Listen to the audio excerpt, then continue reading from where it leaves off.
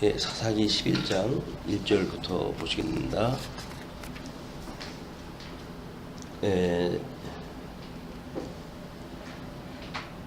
길르앗 사람 입다는 큰 용사였으니 기생이 길르앗에게서 낳은 아들이었고 길르앗의 아내도 그의 아들들을 낳았더라. 그 아내의 아들들이 자라매 입다를 쫓아내며 그에게 이르되 너는 다른 여인의 자식이니 우리 아버지의 집에서 기업을 잊지 못하리라 한지라. 이에 입다가 그의 형제들을 피하여 돕당에 거주하며 잡류가 그에게로 모여와서 그와 함께 출입하였더라. 우리 입다 사사를 세우신 사건인데 오늘 17절서부터 사실 쪼개가지고 우리가 제목을 잡았어요. 그래서 10장 17절에 암몬 자손이 모여서 길르앗의 진을 쳤으므로 이스라엘 자손도 모여서 미스바의 진을 치고 길르앗 백성과 방백들이 서로 이르되 누가 먼저 나가서 암몬 자손과 싸움을 시작하랴. 그가 길르앗 모든 주민의 머리가 되리라 라고 했던 그 내용을 가지고 지금 두 갈식으로 풀어나가는 거예요. 전제를 상황을 이야기하고 그 다음에 이제 입다가 어떤 그런 그 입장이었었는지 그 내용을 좀 설명하다 해나가는 겁니다. 우리 앞에서 아비멜렉의 사건도 여러 아내를 두었기 때문에 이 자손들 간의 갈등이 만들어진 거 아닙니까? 근데 입다가 등장할 때 여전히 길르앗 백성들한테 전쟁은 일어났고 또 내부적으로는 누군가가 수장이 분명하지 않은 이런 그 상태가 이제 그때 입다가 등장할 때 시대적 배경입니다. 그런데 그 길르앗 사람 입다가 큰 용사였다고 그렇게 이야기해요. 그런데 기생이 길르앗에게서 낳은 아들이기 때문에 그 길르앗의 아내들도 그의 아들들을 낳았고 또 그 아내의 아들들이 자라니까 입다를 쫓아내며 그에게 이르되 너는 다른 여인의 자식이니 우리 아버지의 집에서 기업을 잊지 못하리라 하니라. 우리는 어떤 과거의 이 경험에 대한 문제를 우리는 일반화시키는 그 오류가 상당히 심합니다. 이 경험에 대한 일반화. 근데 왜냐하면 이 개인의 경험이라는 건 전부 주관적이거든요. 이 주관적인 거를 보편적인 데이터를 갖다 내가지고 이렇게 해서 마치 객관적인 일인 것처럼 이걸 이제 우리가 객관적인 일인 것처럼 만들어버리는 오류가 있는 거예요. 근데 우리 경험은 주관적이기 때문에 자기의 어떤 경험이 일반화될 수가 없는 겁니다. 그러니까 아비멜렉 사건 때에 사실은 이제 자기 친모의 계통 삼촌집의 사람들을 중심으로 해가지고 문제가 야기가 되어진 거 아니에요? 너희 나 하나를 섬기겠냐? 아니면 저 70명 쫄병을 하겠느냐? 이렇게 해가지고 외가의 모든 사람들이 아비멜렉을 따르고 다른 사람을 대적으로 여겼거든요. 그렇게 하다 결국은 이제 아비멜렉이 자기의 형제, 이복 형제지만 70명을 다 죽여버린 거예요. 죽여버렸는데 그 사건 이후에 시간은 얼마 흘렀습니다. 거기에 우리 돌라와 야일의 이제 이 사건도 있고 그러니까는.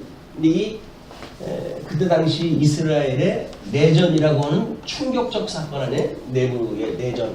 우리가 그 사사기를 나눌 때 내란 전반기와 내란 후반기로 지금 나누는 거는 이 내란이라고 하는 것이 사람들의 이 경험을 민족적으로 어떤 거대한 그 경험을 통해 가지고 이렇게 주관적으로 만드는 실수입니다. 이런 사상의 흐름은 우리나라도 마찬가지겠죠.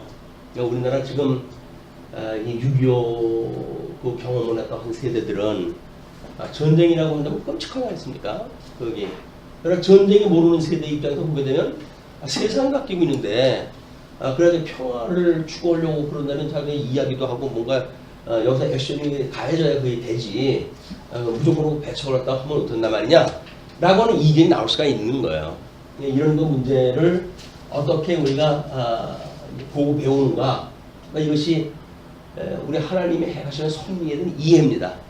우리 과거의 경험이라고 하는 그거는 우리는 개인적으로 봤을 적에는 과거의 경험이 이제 다가올 미래, 이 미래에 대해서 예측을 갖다 할 만한 이런 그 자산이 돼야 되는데, 그걸 일반화라고 하는 오류를 겪어가게 되면 미래에 대한 게 예측이 되질 않는 거죠, 전혀.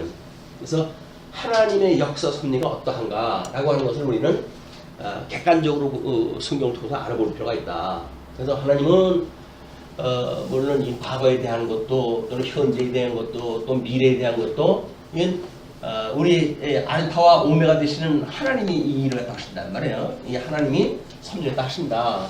그래서 때로는 사람들이 이렇게 이야기하는 거죠. 이제 우리 서양의 그 역사관을 보게 되면 이렇게 내전에 아주 뭐 곤두박질 치는 이런 그 시절이 있었는가 하면 막 이걸로 해가지고 회복이 되어지니까 회복이 되었단 말이에요.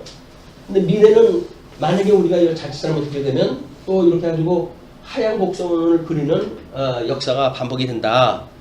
역사를 제대로 알아야 이런 일이 없어진다. 이제 그런 것이 보통은 해겔의 이제 역사 법칙이기도 해요.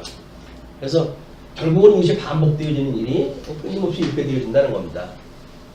근데 사사기의 일을 보게 되면 타락을 하다 하고, 그리고 하나님께서 구원을 갖다 하시고, 그 다음에 또 타락을 갖다 하고, 그 다음 하나님께서 구원을 갖다 하시고, 이 역사가 사실은 반복되어지는 것 같잖아요. 근데 이거를 우리 기독교 역사관은 사실은 이런 반복적인 역사관이 아니라 직선적인 역사다. 아니에요. 직선적인 역사. 이 직선적 역사라고 하는 그 이야기는 이것이 패턴으로 해가지고는 뭐 타락 구원 하는 것이 반복되어지는 것 같지만 사실은 이 세대를 사는 사람들은 한 세대의 사람들입니다. 이렇게 타락되어져가지고 하나님께 회개하고 구원의 은혜를 입고 사사를 세워가지고 구원을 입고 라고는 한 세대에 걸치고 있는 거기 때문에 이렇게 우리가 사사기 전체를 보게 되면 이런 반복으로 되어져 있지만 개인들이 섭리를 하는 걸 보게 되면 이게 전부 한 줄로 되어져 있는 거예요. 그래서 우리 구속사의 그 세계관이 우리 창조, 타락, 그 다음에 구원, 그 다음에 하나님 나라, 이것이 우리 구속사에서 가지고 있는 세계관이란 말이에요. 그냥 타락과 구원이라고 하는 그 이야기는 이런 어떤 사이클을 그리거나 반복적인 것을 표현하기 위한 것이 아니라 예수 그리스도의 죽으심과 그 다음에 이 부활이라고 하는 이걸 깨닫게 하시는 일이거든요. 그러면 죽으심은 죽으신 대로 의미가 있죠. 우리의 모든 죄를 감당하시고 죽으셔야 되니까. 그리고 부활은 사망 것을 이기시고 부활하기 때문에 이게 전부 하나님께서 해가시는 직선적 역사로 이제 이해를 하는 겁니다. 그래서 하나님께서 역사하시는 이 직선적 역사는 이거는 긍정적이다. 이렇게 보는 거예요. 긍정적이다. 이 긍정적이라는 건 하나님이 어떠한 분인가를 깨닫기 위해서 필요한 거죠. 근데 우리는 이걸 봤을 때 개인적으로 봤을 때 일반화를 시키고 이런 오류가 뭐냐면 하나님 기준으로 역사를 이해하는 것이 아니라 우리의 경험을 중심으로 해서 역사를 해석을 하기 때문에 하나님의 뜻하고는 전혀 다르게끔 뭐 불쌍한 어머니 왜 나를 낳으셨나요? 뭐 이런 이 하나님 앞에 그렇게 고백을 할 때도 있고 또 뭐가 좀 되는 듯 싶으면 기고만장해가지고 우리가 또 이렇게 살아가는 것이 우리를 오해란 말이에요. 하나님이 하시는 일은 직선적으로 만사를 언약대로 이루시고 그래서 지금도 살아계시는 하나님 대주제가 되셔서 이 대주제가 돼가지고 이 대주제라고 하는 그 이야기는 사실은 이 타락의 역사도 섭리했다 하시고 구원의 역사도 섭리했다 하시는 거거든요. 그러니까 하나님이 이 역사를 섭리했다 하신다. 그래서 이거는 예수 그리스도를 보낼 것에 대한 일이다. 그 이야기예요. 우리 이제 어떤 교회에서 신앙생활을 하고 뭐 하나님의 일을 좀 하고 싶습니다. 뭐 이렇게 이야기했을 때 사람들은 무엇이 하나님의 일일까요? 라고 하는 질문을 갖게 되죠. 하나님의 일이 무엇일까요? 근데 하나님께서는 내가 보낸 자 예수 그리스도를 믿는 것, 이것이 하나님의 일이래요. 그러니까 우리 하나님의 동역자가 되어진다는 이야기는 뭡니까?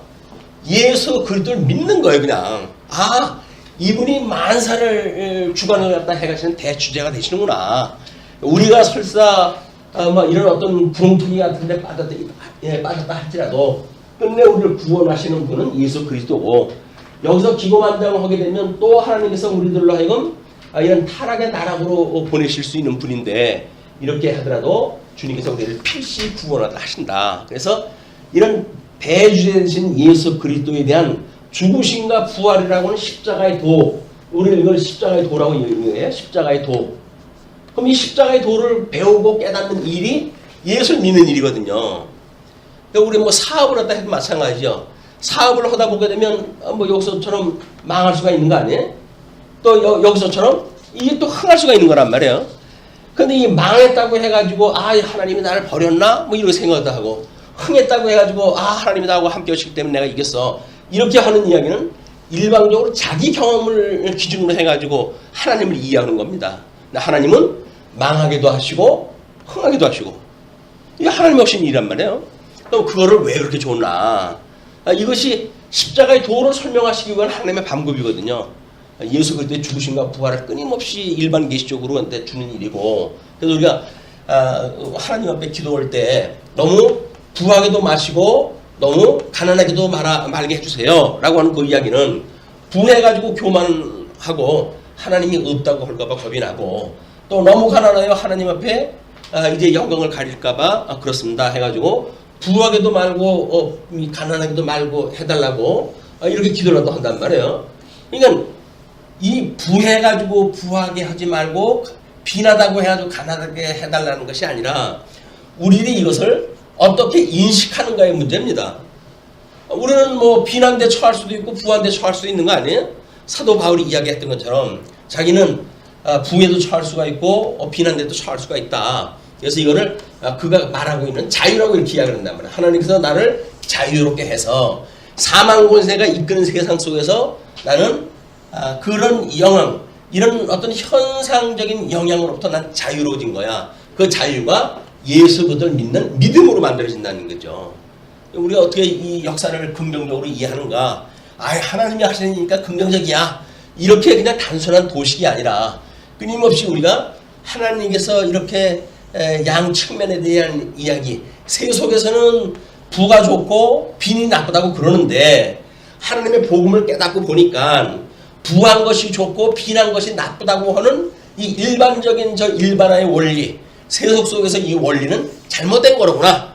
우리는 이걸 깨닫는 거예요. 그래서 우리 진리는 오직 예수 그리스도 망하기도 하시고 흥하기도 하시고 뭐 또는 우리 흑암과 이 빛을 일반으로 여기시는 하나님, 모든 걸 하나님이 해가신 일로 보았으면 이런 우리가 가난하게 됐을 때 하나님 앞에 이걸 위해서 우리 기도하겠죠. 또 부하게 됐을 때 하나님 앞에 찬송하겠죠. 그래서 우리가 형통할 때 찬송하고 그리고 뭔가 이제 하나님 앞에 생각거리가 많을 때 그때 기도하도록 해라. 이것이 우리 하나님 앞에 예배드리는 전부예요. 찬양을 드리는 것, 기도도 우리가 찬양이라고 그러잖아요. 기도도 찬양이다. 그러니까 우리는 하나님 앞에 아프면 아픈 걸 가지고 기도했다 하는데 이제 하나님 앞에 찬양으로 이것이 올려지게 되고, 또 기뻐가지고 부르는 찬송은 뭐 기쁜 마음으로 하나님 앞에 드리는 찬송이 되겠죠. 그러니까 이건 하나님 앞에 우리들이 드리는 찬송과 기도는 일반으로 하나님께 받으시는 것, 기쁘게 받으시는 것. 네가 지금 기도하는 것, 이렇게 어려움이 있고 아프고 힘들다고 하는 그것이 네가 예수 그때 죽으심에 참여가 되어졌냐? 예수가 왜 죽었는지 네가 그걸로 기억했다 하냐? 이것이 우리들한테 성화되어 가는 과정 중에 필요한 필수 과목이거든요. 우리 뭐 하나님의 아들이 되어졌음에도 불구하고 육신의 소욕을 따라가지고 끊임없이 육체의 소욕으로 살아갈 수밖에 없는 우리들인데, 그런 우리들을 우리 주님만이 우리를 온전케 하실 수가 있다. 온전케 하신다고 한다면 우리는 가난해도 가난한 것이 아니고 부한 것도 부한 것이 아니에요. 그래서 뭐 우리 선지자들의 이야기는 그거 아니에요. 너희들이 배가 고픈 것은, 너희들이 가난 것은 먹을 것이 없고 입을 것이 없어서 가난 게 아니다. 하나님의 말씀을 깨닫지 못하기 때문에 그런다는 거 아닙니까? 우리 하나님의 말씀을 깨닫게 되면 우리는 기갈이 날 게 없죠. 생수로 해도 공급받고 또는 가난하다 하더라도 먹을 것이 없어 배고프다고 하지만 생명의 떡을 먹고 산다고 한다면 우리는 이 세속적인 어떤 그 가난 그런 삶에 대한 이것이 부정적으로 읽히질 않는다. 하나님께서 섭리하시기 때문에 이것도 긍정적이고 이것도 긍정적인 거예요. 하나님이 나를 사랑하시라 하니까 이거 섭리하시는데 뭐 이때는 미워하고 이때는 좋아 날 사랑하시고 그런 건 아니잖아요. 우리는 다 우리를 사랑하시기 때문에 해가신 섭리라고 믿어졌을 때 우리가 그 믿는 믿음이 예수 그리스도만 향한다고 한다면 이건 상대적인 게 아니다. 예수 그리스도를 믿는데 우리가 어떻게 믿는가에 대한 문제가 여기서 제대로 해석이 되어지기 때문에 아마 물론 뭐 우리가 이제 신앙생활을 해가면 세상에서 말하는 것처럼 이건 부정적이고 이건 긍정적인 거야 라고 하는 요소를 아주 뛰어넘을 수는 없죠. 그거를 매여가지고 좋은 노릇은 안 한다. 복음을 알게 되면 이것이 우리가 가난으로부터 자유입니다. 가난이라고 하는 건 대물림이라고 그러잖아요. 이게 즐긴 겁니다. 이것이 어떤 자연스러운 세상 속에서는 가난한 사람이 벼랑간 돈을 벌어가지고 그 환경 뒤집어엎기 쉽지 않아요. 가끔가다 전쟁이라도 나고 어떤 세상이 뒤집어지는 역사가 있으면 모를까. 그냥 일반적으로 이렇게 살아가는 세상 속에서는 변화가 그렇게 심하지가 않아요. 그러면 그저 이렇게 우리가 그런 그 세상을 상대적으로 봤을 때 빈하다고 느끼거나 상대적으로 봤을 때 부하다고 믿거나 이렇게 가는 게 그 정도란 말이에요. 이거를 과연 어떻게 해석을 할 것인가? 이것이 예수 그리스도를 믿고 그의 십자가의 그런 고난에 우리가 참여하는 바고 이 가난한 데로부터 우리가 만약에 의미를 찾을 수가 있다고 한다면 이 의미는 우리 속담에도 있잖아요. 우리 어렸을 때 고생은 사서도 한다. 젊었을 때 고생은 사서도 한다. 그 이야기가 이런 의미예요. 아니 고생이 뭐가 좋다고 해가지고 고생이 돈 주고 삽니까? 근데 이 고생은 그만큼 인생의 의미를 깨닫는데 이게 도움이 되기 때문에 그렇단 말이에요. 하나님이 모르는 사람들도 어떤 가난에 대한 의미를 부여하고 그거에 대한 긍정적인 의미를 갖다가 우리가 찾고 그러는데 생명의 주인이신 예수님을 우리가 만나고 그분과 함께 살아가는 성도들이 이거에 대한 해석이 없고 그냥 전전긍긍 이거에 매인다고 한다면 우리는 약간은 예수님을 믿는 것이 아니라 부여로우신 주님을 믿는 게 아니라 우리 예수님이 이거 충족시켜주지 못하면 어떻게 돼요? 다른 주님을 찾아야 돼. 그게 우상숭배다. 우상숭배. 그래서 신약성경에는 이 우상숭배를 탐심이라고 이렇게 이야기를 하거든요. 탐심. 이걸 지족을 모르고 이거 족한 줄 몰라요. 예수가 그리스도를 깨달은 사람들은 이거를 족함을 갖다 알아야 되는데 이거 족함을 갖다 알지 못할 때는 나름대로 족함을 채우기 위해서는 욕심이 작동되잖아요. 이거를 신약성은 우상숭배라고 그런다. 하나님께서 우리들한테 주신 거는 우리들 환경에 믿음의 수준에 모든 걸 맞춰가지고 최적화되어져 있는 걸 하나님께서 주신다. 지금 이런 걸로 해가지고 지족을 배우는 이런 것이 말씀을 통해서 배우는 일이니까 이런 그 시간이 사사의 어떤 그 삶과 역사를 통해 가지고 배울 수 있는 거라고 보여집니다. 자, 그러면 그 입다가 일단은 형제들이 구박을 하니까 그의 형제들을 피하여 돕당에 거주하게 되어지는데 그렇게 되어지니까 잡류가 그에게로 모여와서 그와 함께 출입하였더라. 여기서 말하는 그 잡류라고 하는 사람들은 입다처럼 출신이 그런 거야. 그래서 대놓고 이 어떤 그 공동체에서 생활을 하기에 왠지 소외되어진 이런 사람들이죠. 요즘 세상이 좋아져가지고 소외계층을 뭔가 이 다수의 사람들이 인정하고 높여줘야 된다라는 것 때문에 사실은 여러 가지 또 문제가 만들어지고 그러지 않습니까? 근데 인본주의적인 세상에서는 그래도 이 플러스 되어지는 사람이 마이너스 되어지는 사람과 등식을 만들 수 있는 방법은 힘 있는 사람이 도와주는 수밖에 없잖아요. 힘이 없다고 해가지고 소외계층을 누르는 것이 아니라 위로하고 도움을 주는 일이 이 등식이 되어지는 일이고 평등하게 되어지는 세계다. 인생들이 살아가면서 나라가 제일 좋은 게 뭐냐면 평등한 세상이거든요. 우리처럼 이 빈부의 격차가 아주 극에 달아가지고 없는 사람은 뭐 떼기 채우기도 힘들고 있는 사람은 썩어가지고 그냥 뭐 내돌리고 하는 이런 그 세상은 별로 공평한 세상이 아니에요. 그래서 우리 하나님이 우리 하나님 나라를 만들어 주셨던 그 계획은 이 평등한 세계를 만들어 하신 일이다. 이것이 예수 그리스도의 죽으심과 부활을 통해 가지고 결국은 사적성의 원리를 따라 가지고 이 생명이 힘이 있는 사람이 죽음으로 해가지고 연약한 생명을 갖다 힘을 돋게 하는 일이고 연적고의 뭐 그런 그 원리가 결국은 유효한 사람이 버림으로 부족한 사람이 보탬을 입어가지고 등식화가 되어지는 세계.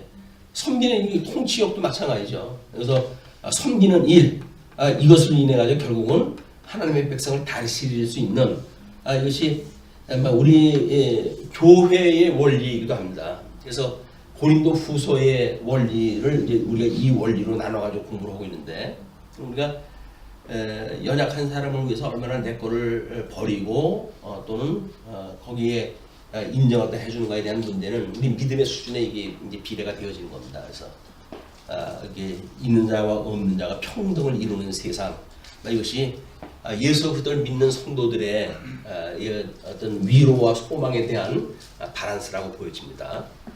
자, 그런데 거기에 이제 그렇게 함께 출입을 갖다 했는데 4절로부터 보시게 되면 입다를 세운 사건이 17절서부터 본격적으로 나오기 때문에 그 앞에 걸 개론해서 빠졌네요. 위에 그림 넣다가 가려졌는데 자, 그래서 얼마 후에 암몬 자손이 이스라엘을 치러하니라. 예, 암몬 자손이 이스라엘을 치러할 때에 이제 급했어요. 이 길르앗 장로들이 입다를 데려오려고 돕당에 가서 입다에게 이르되 우리가 암몬 자손과 싸우려 하니 당신은 와서 우리의 장관이 되라. 군대 장관이라고 한다면 뭐 대단한 그 벼슬이죠. 왜냐면 그 우두머리라고 하는 전쟁의 뭐 우리 지금도 대통령이 외교와 그다음에 어떤 그 전쟁 뭐 이런 거에 의해서 대통령의 권한이 이제 부여된 거 아닙니까? 그냥 외교권과 이런 어떤 전쟁에 대한 권한, 군대를 갖다 통솔할 수 있는 이런 그 권위를 줬다는 이야기는 이거는 그냥 대장에 머무르는 게 아니에요. 지금 이 지파에 가장 우두머리를 삼겠다 그 이야기거든요. 그렇게 이해하다 하니까 이 사람들이 자기가 부모의 그런 어떤 문제 때문에 자기를 추방을 갖다 했는데 그때는 나 몰라 하고 있다가 이런 사람이에요. 이렇게 쫓겨날 적에는 나 몰라 하고 있다가 문제가 만들어지니까 나한테 도움을 청한다. 이것이 이 원리에 맞지 않는단 말이에요. 이걸 지적을 갖다 합니다. 그래서 그 입다에게 이르되 우리 암몬 자손과 싸우려 하니 당신은 와서 우리의 장관이 되라 하니 입다가 길르앗 장로들에게 이르되 너희가 전에 나를 미워하여 내 아버지 집에서 쫓아내지 아니하였느냐?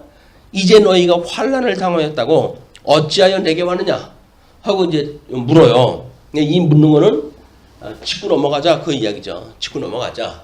너희가 가는 나한테 뭔가 구원을 청하는 일이 나름대로 당위성이 주어지거나 또는 그때 소외됐을 때 몰랐던 그런 그 일들을 알게 하거나 그래서 이런 사화가 없이 이걸로 될 수는 없다. 그런 그 이야기예요. 그래서 우리가 뭐 원수를 사랑하라고 그랬으니까 그래서 원수를 사랑하는데 사실은 사과하는 사람이 없으면 용서가 없습니다. 아니 뭐 용서를 비는 사람이 있어야 용서를 해주지. 자기 잘났다고 그러는데 뭘 용서를 해요. 거기다가 난 당신을 용서할게 그러면 뭐라 그래 그 사람이. 미쳤나 그럴 거 아니겠어요. 왜 나를 용서를 해? 내가 뭘 잘못했다고? 그럴 거 아니게? 그럼 우리는 회개를 갖다 하고 사랑한다고 하는 상대적인 거기 때문에 우리들한테 뭔가 뭐 최선을 다해서 사랑을 하겠죠. 그러나 만약에 이런 감정적인 굴곡이 만들어졌다든지 하게 되면 그에 대해서 회개가 없는 사람한테는 용서할 수가 없어요. 그게 하나님 또 복음의 방법이기도 합니다. 예수를 믿지 않는 사람이 예수 믿지 않는 사람마다 죄 용서할 수는 없는 거 아니에요. 그런 것처럼 우리가 여기서 성도 간에 우리가 어떤 그 화목하게 평등을 이루고 산다고 하는 그 이야기는 잘못은 잘못대로 인정을 하고 그것이 인정됐을 때 그걸 받아들이는 이 일들이 화목을 이루어가는 이 척경이란 말이에요. 근데 이런 걸 무시하게 되면 일방적으로 언젠가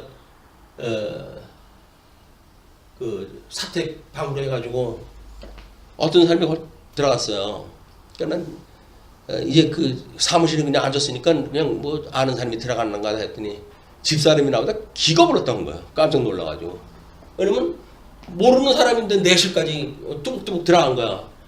소리 지르게 뛰어가 봤지. 그랬더니 헌대는 말이 뭐라 그래? 집사람한테? 아니 사람을 보고 왜 놀라요? 사람을 보고 왜 놀라요? 인간의 사람이면 기초로 들어와야지. 내가 고함을 갖다 쳤거든요. 그랬더니 아니 하나님의 집에 내가 왔는데 누가 나를 갖다 말하냐고. 그래가지고 네가 하나님의 자식이냐? 왜 네가 와 하나님의 집을 갖다 네가 우는애? 주제넘게. 너는 하나님의 자식이 아니니까 내가 그러는 거야. 그래가지고 나무랬어요. 그랬더니 무슨 목사가 무슨 하나님의 사람이 아니 얘도 그런 소리도 하냐고.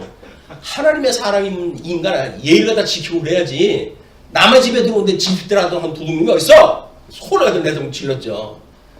그래가지고 쫓아내버렸어요 이제.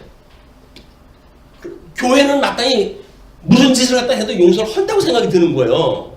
그런데 잘못한 걸 알아야 용서를 해줄 것도 용서를 다 하고 이렇게 되어진 거지. 잘못한 것도 모르는 사람한테 뭘 어떻게 용서를 다 합니까?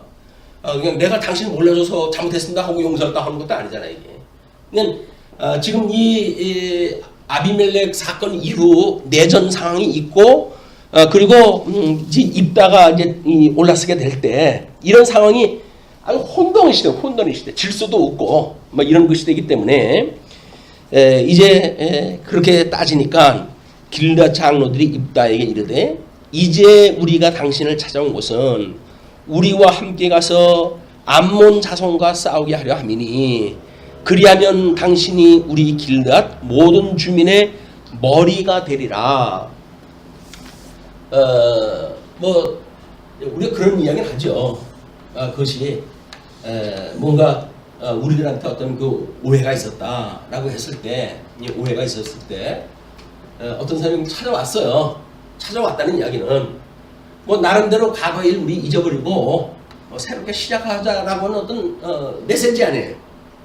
잘못했다고 해야 잘못한 겁니까? 그냥 아무 일도 없는데 그냥 찾아왔어요. 그랬으면 이 사람이 뭔가 오해를 풀자고 하는 얘기로구나 라고 하는 걸 이해할 수 있는 것이 뭐 이성적 그 판단이 있으면 그렇게 되어질 거란 말이에요. 그래서 뭐 그걸 핑계 대가지고 뭐 딴짓하는 사람들도 있지만, 그래서 우리가 말이라고 하는 걸 또 통해서만 하는 것이 아니라 어떻게 우리들한테 메시지를 전하는가, 자기의 이 어떤 마음을 어떻게 전하는가 라고 하는 것이 일단 이쪽에서 뭔가 신호를 받을 수가 있어야 돼요. 신호가 받아지지 않으면 그러면 여기서 괜히 장난을 가도 친 것밖에 안 되잖아요. 그래서 이렇게 찾아와가지고 뭐 참 이런저런 얘기하다 보면 지난 얘기도 나올 수 있겠고, 어떻게 그렇게 했다, 뭐 그때 서운했다든지 이렇게 이야기를 하게 되면 이게 자연스럽게 이제 풀릴 거란 말이에요. 이거는 잘못을 잘못이라고 시인을 했다 하는 것도 마찬가지예요. 하나님 앞에 우리가 이제 뭐 이렇게 우리가 우리에게 죄 있는 자를 사해 주고 우리 죄를 용서해 주세요 라고 하는 그런 이야기도 우리가 우리에게 죄 있는 자를 용서해 주니 있어야 될 거 아니에요, 근거가. 그래야 하나님 앞에 내 죄를 용서해 주세요 라고 할 수가 있는데, 뭐 내가 내 이웃에 대하여 죄를 용서해 주지도 않고 주님 앞에 죄 용서해 달라고 한다면 너무 좀 체면 안 서는 일 아닙니까? 우리가 끊임없이 하나님 앞에 책망을 받는 일이, 그래서 우리한테는 이것이 하나님 앞에 약이 되는 일이다. 책망을 받는 일이. 우리는 하나님의 말씀이 우리들로 하여금 이 교훈과 책망과 바르게 함과 그 다음에 의로 교육하게 합당하다고 하고 그러잖아요. 이 말씀이.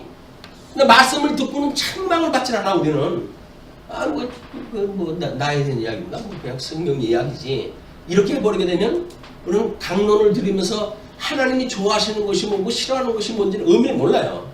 실천신학적으로 우리 해석이 떨어진다는 이야기는 하나님의 말씀을 듣게 되면 책망을 받아야 되지 않습니까? 그래서 찌네?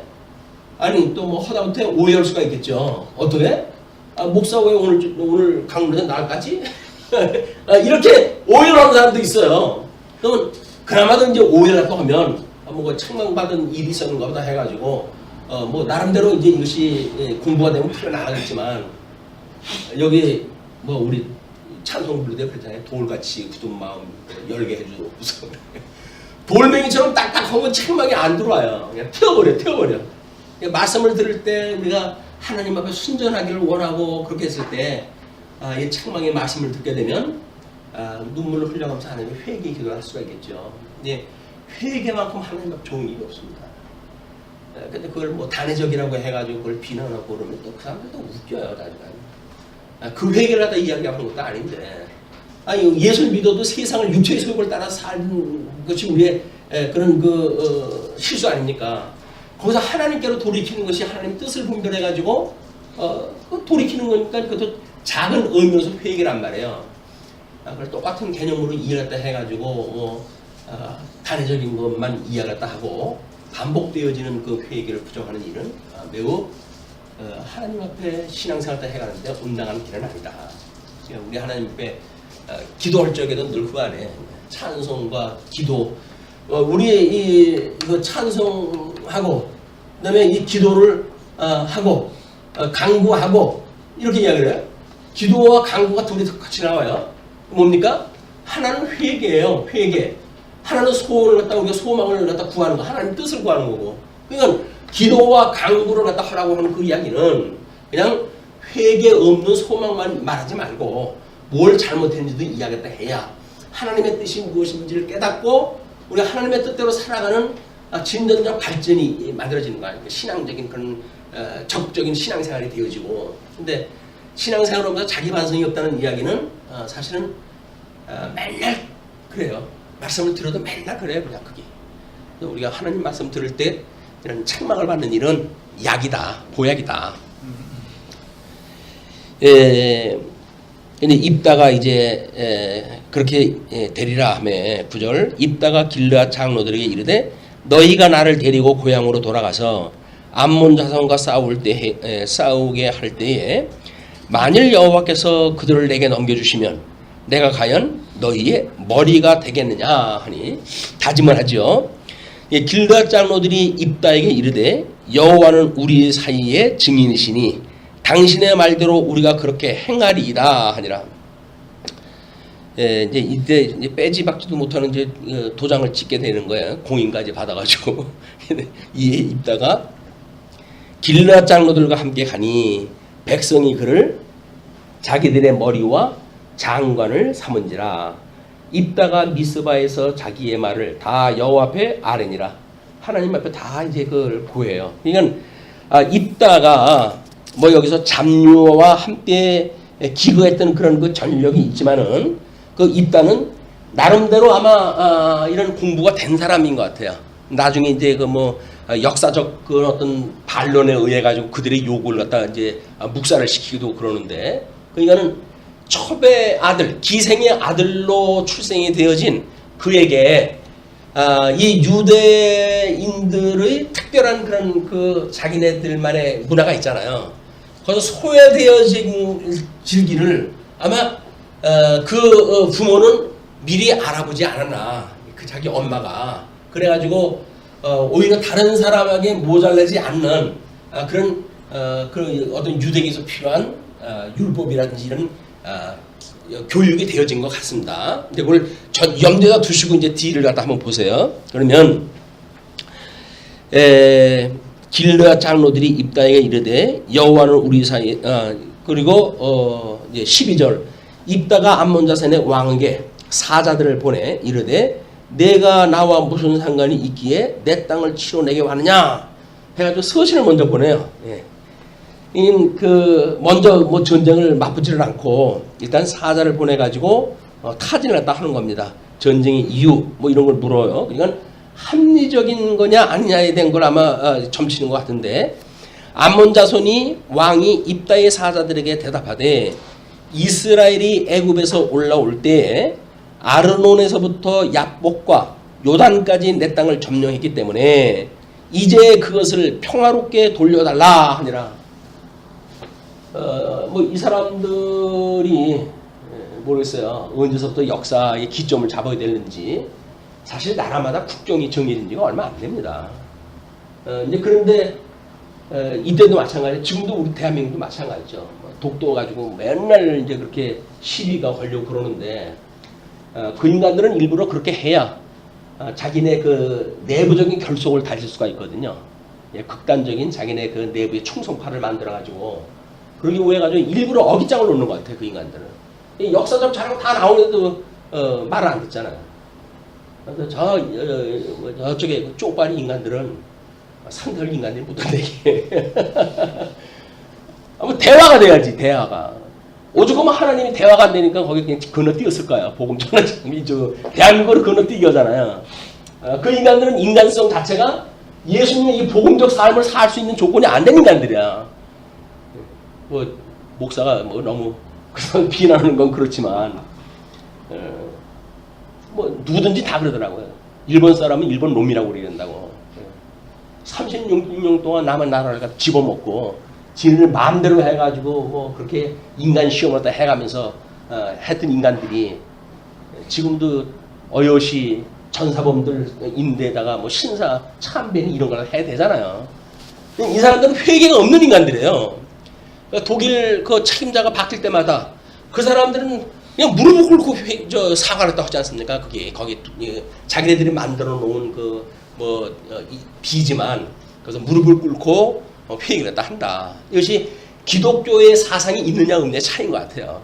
하나님을 아는 사람들은 사과를 했다 하고 뭔가 관계 회복을 하려고 합니다. 근데 이 복음을 모르는 사람들은 그냥 똥꼬집만 비르는 거예요. 자기 지금 힘 있겠다. 돈 많아가지고 유엔이고 뭐고 걔네들이 돈 지불을 안 하는 데가 없잖아요.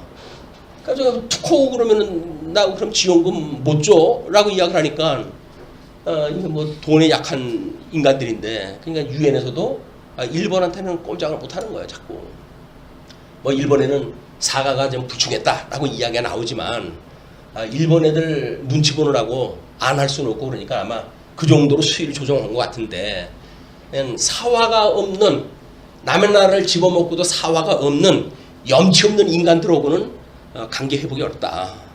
우리는 관계 회복을 갖다 하려면 무조건 사과를 해야 돼요. 이런 그 일이 뭐 이 복음적인 어떤 하나님의 섭리를 갖다 해가는 역사가 그런 것이 아닌가 이런 그 생각이 듭니다. 예, 국가적인 일이나 개인적인 일이나. 근데 그렇게 욕을 갖다 하니까 이제 입다가 암몬 자손의 왕에게 다시 이제 사자들을 보내요. 그래가지고 그에게 이르되 입다가 이같이 말하노라. 예, 자기가 이렇게 말하라 이렇게 이야기를 해주는데 그것이 뭐냐면 이스라엘이 모압 땅과 암몬 자손의 땅을 점령하지 아니하였느니라. 사실을 부인하잖아요. 내가 무슨 너희들 땅을 차지를 해? 그렇게 하면서 이스라엘이 애굽에서 올라올 때에 광야로 행하여 홍해에 이르고 가데스에 이르러서는 이스라엘이 사자들을 에돔왕에게 보내어 이르기를 청하건대 나를 내 땅 가운데로 지나가게 하라 하였으나 에돔왕이 이를 듣지 아니하였고 또 그와 같이 사람을 모압 왕에게도 보냈으나 그도 허락하지 아니하므로 이스라엘이 가데스에 머물렀더니 그 후에 광야를 지나 에돔 땅과 모압 땅을 돌아서 모압 땅에 해 뜨는 쪽으로 들어가 아르논 저쪽에 진쳤고 아르논은 모압의 경계이므로 모압 지역 안에는 들어가지 아니하였으며 그 요단강을 건너가지고 가나안 땅까지 들어가는 내력을 갖다 훤히 알고 있잖아요. 이거는 모세 오경을 모르면 그런 이야기 할 수가 없어요. 그러니까 이미 입다는 하나님께 준비시킨 그런 그 사사로서 그런 이거 기생의 아들로 태어났지만 유대인들한테 이제 뭐 이렇게 제대로 역할을 갖다 하려면 역사를 갖다 알아야 된다고 하는 이 사전에 그 교육이 있지 않았는가 싶을 정도로 역사를 너무 잘 아는 거야 이스라엘 백성들. 그렇게 이제 이야기를 하는 거야. 그러니까 그 시온이 이스라엘을 믿지 아니하여 그의 지역으로 지나지 못하게 할 뿐 아니라 그의 모든 백성을 모아 야스에 진치고 이스라엘 침으로 이스라엘이 하나님의 여호와께서 시온과 그의 모든 백성을 이스라엘의 손에 넘겨주심에 이스라엘이 그들을 쳐서 그 땅 주민 아모리 족속의 온 땅을 점령하되, 이미 그 땅을 차지하고 전쟁했던 사람들은 다른 그 사람들이 있어요. 그렇게 점령하다 하되 아르논에서부터 야복까지와 광야에서부터 요단까지 아모리 족속의 온 지역을 점령하였느니라. 역사적 사실을 그대로 이야기하다 하지요. 그러면서 이스라엘의 하나님 여호와께서 이같이 아모리 족속을 자기 백성 이스라엘 앞에서 쫓아내셨거늘 내가 그 땅을 얻고자 하는 것이 옳으냐? 그 이야기를 하는 거야. 역사적인 이거 정오 좌우 그 상황을 봤을 때 네가 그 땅을 내놓으라고 한다는 것이 옳은 소리냐? 그런 그 이야기죠. 예. 내 신 그모스가 내게 주어 차지하게 한 것을 내가 차지하지 아니하겠느냐?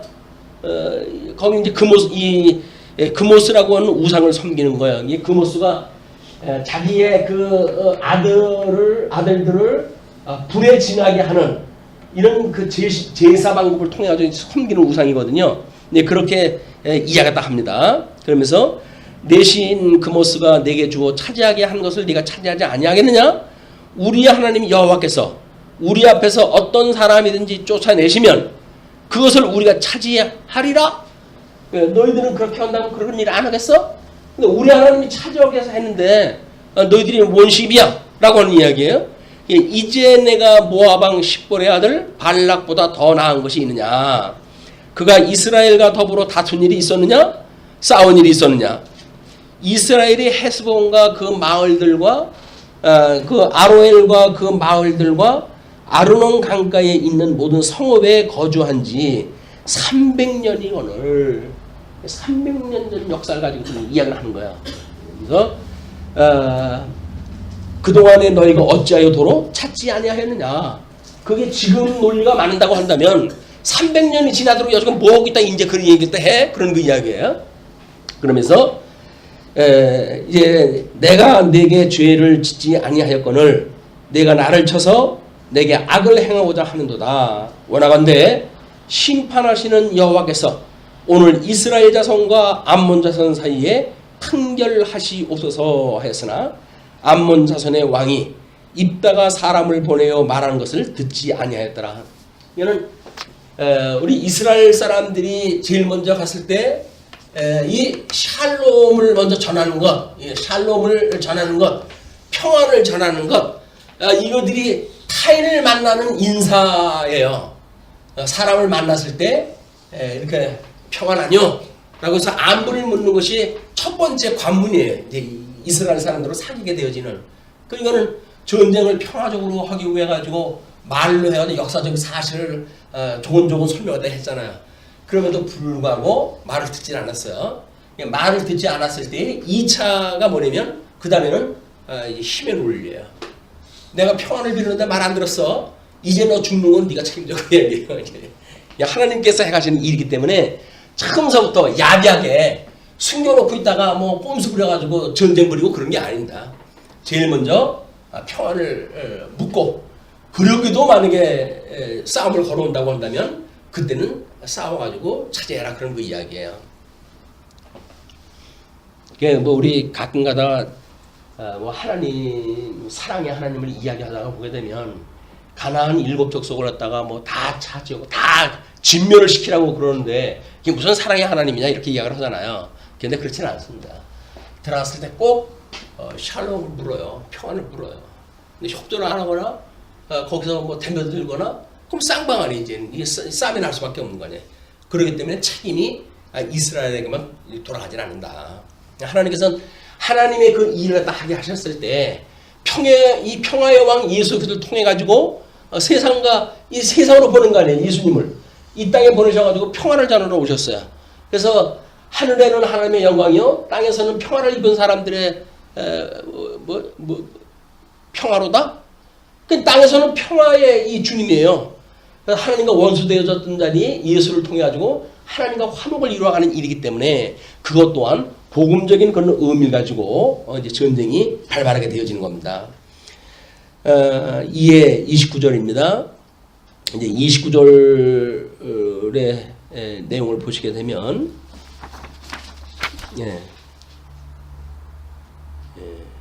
그 암몬의 요구와 입다의 거절이 입다의 승리라고 하는 작은 제목으로부터 이제 출발되어지는 겁니다. 이에 여호와의 영이 입다에게 임하시니 입다가 길르앗과 므낫세를 지나서 길르앗의 미스베에 이르고 길르앗의 미스베에서부터 암몬 자손에게로 나아갈 때에 그가 여호와께 서원하여 이르되 주께서 과연 암몬 자손을 내 손에 넘겨주시면 내가 암몬 자손에게서 평안히 돌아올 때에 누구든지 내 집 문에서 나와서 나를 영접하는 그는 여호와께 돌릴 것이니 내가 그를 번제물로 드리겠나이다 하니라. 이게 입다가 막 의협심도 가고 하나님의 그 율법도 잘 알고 역사도 잘 알고 있었는데 하나님 앞에 서원을 갖다 하는 거예요. 이제 서원. 서원이 전쟁에서 만약에 승전보를 올리고 돌아올 때 제일 먼저 나를 맞이하는 자를 내가 하나님 앞에 번제물로 드리겠습니다. 이렇게 이제 이야기를 하는데 그 32절에 이에 입다가 암몬 자손에게 이르되 그들과 싸우더니 여호와께서 그들을 그의 손에 넘겨 주심에 아로엘에서부터 민닛에 이르기까지 이 성읍을 20성읍을 치고 또 아벨 그라밈까지 매우 크게 무찌르니 이에 암몬 자손이 이스라엘 자손 앞에 항복하였더라. 항복할 때까지 짓밟은 거야 이제. 지금 입다의 전투 능력 이런 거는 앞에 서론 부분에서 이야기할 때 아주 그 장수급으로 소개가 되어지잖아요. 그것이. 그런데 형제들이 그걸 알아보지 못하고 결국은 이복 형제라고 하는 그런 것 때문에 그를 내쫓았단 말이에요. 그런 그 일로 인해 가지고 이제 그 사람이 그 쫓겨났을 때 뭔가 리더십이 있으니까 많은 잡일들이 모였을 거 아니겠어요? 이미 하나님 그런 쪽에다 집어넣어가지고 훈련을 시키신 거예요, 그게. 그러니까 우리가 어떤 상대적 세상의 개념으로 봤을 때 상대적인 조건은 우리를 강하게 만들어 가시기 위한 이것이 훈련의 장소, 훈련의 장소. 그러니까 우리가 어떤 그 하나님 앞에 어려운 일이 있을 때도 하나님이 나를 사랑하셔서 나의 내공을 키워가시는구나 이렇게 우리가 생각을 하고 해석이 돼야지 하나님은 나만 미워해 이렇게 하는 건 아니란 말이야. 하나님 여기 두실 때는 뭔가 나를 강하게 하시기 위해서 이건 뭐 때로는 믿음을 키우기 위해서 때로는 하나님 앞에 충성하게 하시기 위해서 그런 선한 도구로 쓰시기 위해서 우리를 갖다 이런 시련을 주신다. 그래서 뭐 저희 인생을 돌아다 봐도 참 이루 말할 수 없는 그 어려움의 그런 그 삶이었었는데 그게 결국은 그래도 이렇게 말씀을 깨닫고 말씀을 가르치고 함께 즐거워하는 이런 힘은 결국 하나님께서 주셨던 훈련의 과정이 아닌가 이런 생각이 듭니다. 그래서 그건 결코 우리가 나쁜 그런 그 요소로 볼 건 없다. 자, 그렇게 한 뒤에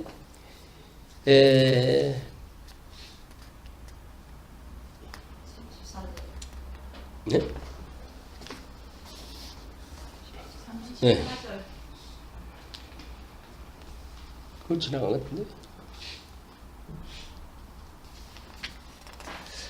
예. 항복으로 다 했어요. 그래서 입다가 미스바에 있는 자기 집에 이를 때에 보라 그의 딸이 소고를 잡고 춤추며 나와서 영접하니 이는 그의 무남 동료라. 대신할 수 없는 또 이 자식이네요.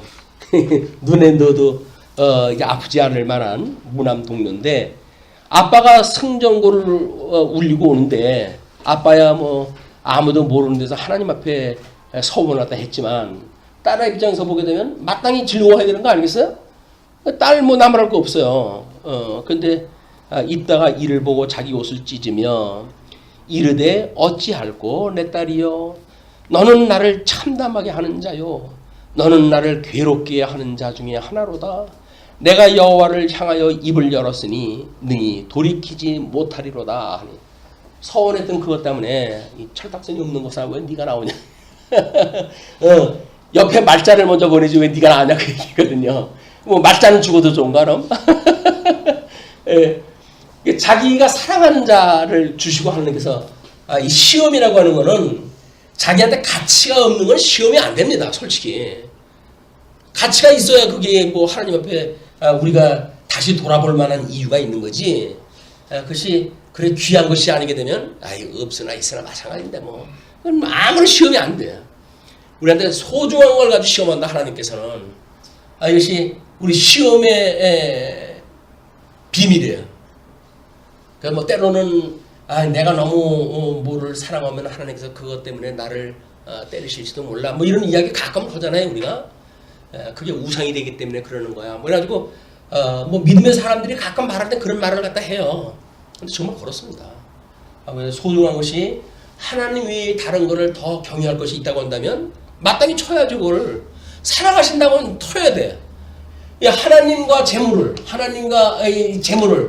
겸하여 섬길 수가 없다고 그러는데 이거는 낮이나 밤이나 재물 생각만 하네. 하나님 섬길 생각 안 하고 이걸 두면 하나님께서 안 되잖아요. 이러면 이거 재물 얻고 지옥 가는 것보다 이걸 쳐가지고 하나님 앞에 사는 게 좋지 않습니까? 하나님께서는 예정을 이루하실 때. 그래서 우리들한테 이렇게 하나님이 싫어하는 일을 했다 한데도 불구하고 내어버려 두시게 되면 우리는 정말 빈정상하는 거예요. 이게 하나님 내가 하나님보다 이걸 더 좋아하는데 날 가만둔다는 이야기는 저 버리겠다는 이야기입니까? 뭐 하나님 앞에 이거를 따지고 기도라도 해야 되거든요. 근데 그래도 다행히 하나님께서 내가 원하는 건 내버려 두고 그러셨으니 감사합니다. 이러고 하나님의 뜻을 모르는 거예요. 하나님의 뜻을 안다고 하면 마땅히 하나님 저한테 이걸 다 주시면 어떡해요. 하나님을 섬길 수 있도록 이런 것들을 통해 가지고 교육시켜 주셔야지 하는 것이 멀건 정신으로 기도하는 자세를 거란 말이에요. 자, 네. 딸이 그에게 이르되 나의 아버지여 아버지께서 여호와를 향하여 입을 여셨으니 아버지의 입에서 낸 말씀대로 내게 행하소서.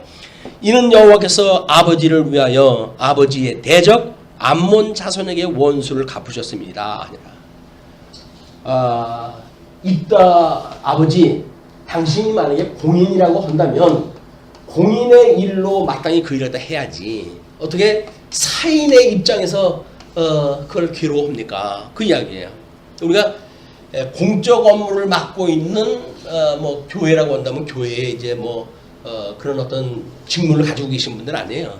이분들하고 그냥 주일날 그저 뭐 말씀이나 듣고 잠깐 듣고 왔다 갔다 하시는 분들하고는 이 달라요 개념이.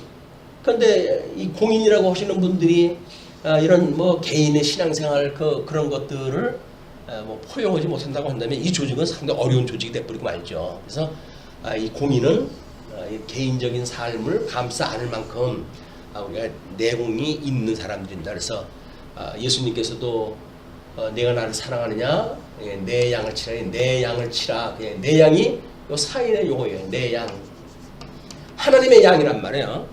이 양을 치라 먹이라 이렇게 되어지고 있기 때문에 우리가 살아가는 성도의 삶이라고 한다면 끊임없이 하나님의 어린 양을 먹이고 치는 일에 우리가 포커스를 맞춰야 된다.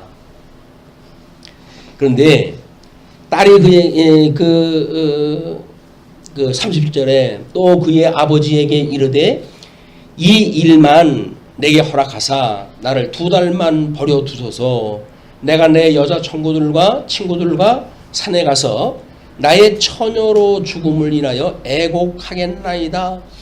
여기서 하나님 앞에 번제물로 바친다고 하는 거로부터 이제 이 번역자들의 오해가 만들어지는 거예요. 우리는 인신공양이라고 하는 것이 신청전이라든지 이런 걸 통해 가지고 익히 알고 있는 거 아니에요. 원어가 가지고 있는 여러 가지 뜻이 있는데 그 중에 인신공양이라고 하는 신청전의 이야기가 생각이 나는지 번역하시는 분들이 아주 산파적인 그런 그 이야기로 이걸 해석을 갖다 해놓은 거예요. 근데 우리만 그런 것이 아니라 15세기까지 이 15세기까지는 다들 그렇게 해석을 했대요. 죽는다고 하는 것이 정말 산재물로 바치는 것. 왜냐면 이 금오스 신도 지금 불로 해가지고 자기 자녀를 불에 태워가지고 하나님을 바치는 일 아닙니까? 그러니까 이거를 그때 있었던 입다의 사건도 이 사건으로 이해를 한 거야. 이 사건을 통해 가지고 뭐 우리 공양이 공양을 갖다 해가는 인신 공양을 통해 가지고 하나님 제사를 다 지낸다 이렇게 이해하다 하는데 15세기 이후서부터는 그렇게 해석을 안 한답니다. 이거 읽어나가다 보면 고민되잖아 이게. 아니 하나님을 믿는 사람들이 뭐 이렇게 아무리 사사가 무질서한 시대에 살았다고 해도 이럴 수가 있는가? 앞에서 멀쩡하니 그 모세오경에 나와져 있는 이야기를 줄줄이 이어가면서 그 뭐 이야기를 했던 사람이 이 아들의 자기 뭐 자식에 대한 또는 자기의 뭐 백성이 됐던 인신 공양을 이야기할 수가 있는가라는 이야기인데 이 공양이 죽는 데 내어주는 것이 아니라 하나님만을 섬기는 이 개인적인 자기의 일을 포기하고 공인의 일, 하나님을 섬기는 일만 할 수 있도록 하겠습니다. 하나님께 바치겠습니다. 그 이야기예요. 우리도 그러잖아요. 내게 있는 모든 것을 주께 바치네. 내게 있는 모든 그 것이 뭐예요? 거기는 재물만 있나요?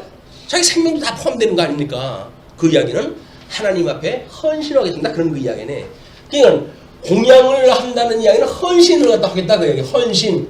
몸을 바쳐가지고 바치겠습니다. 그런 그 이야기니까 이 헌신이라고 하는 의미를 공양이라고 하는 의미로 해석이 되어졌고 그래서 삼파 아주 심파 그게 된 거예요. 그렇게 되어지니까 이제 그 딸이 그렇게 갔더니 죽음을 이제 거기 친구들과 산에 가서 나의 처녀로 죽음을 인하여 애곡하겠나이다 라고 이야기를 했잖아요. 그 애곡의 여러 의미 중에 애곡이 기념하다라고 하는 뜻이래요. 또 기념하다. 그 이야기는 뭡니까?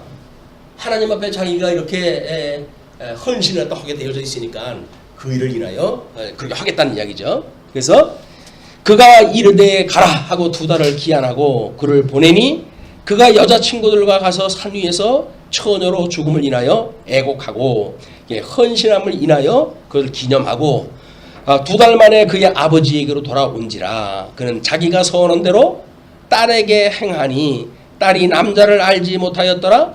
이것이 이스라엘의 관습이 되어 이스라엘의 딸들이 해마다 가서 길르앗 사람 입다의 딸을 위하여 나흘씩 애곡하더라. 승전을 갖다 했던 것을 찬양했던 그 딸에 대한 것을 기념을 갖다 하게 되어지는 이걸 기념을 갖다 해가지고 하나님이 우리를 싸워 이기게 하셨다라고 하는 걸 기념했던 일이지. 그게 공양미를 갖다 들여가지고 이렇게 애곡하고 애고 이렇게 곡하는 개념이 아니란 말이에요. 그냥 이렇게 우리가 자칫 이걸 보게 되면 우리 15세기에 그래도 뭔가 종교 개혁이 일어날 만한 이런 시대가 되니까 이런 것이 부정적인 헌신적인 아직도 십자가에 매달려 있는 예수님을 생각하는 그런 그 자세가 아니라 부활의 십자가, 빈 십자가를 보게 되어지는 시각의 큰 변화가 만들어진 거라고 역사적인 의미로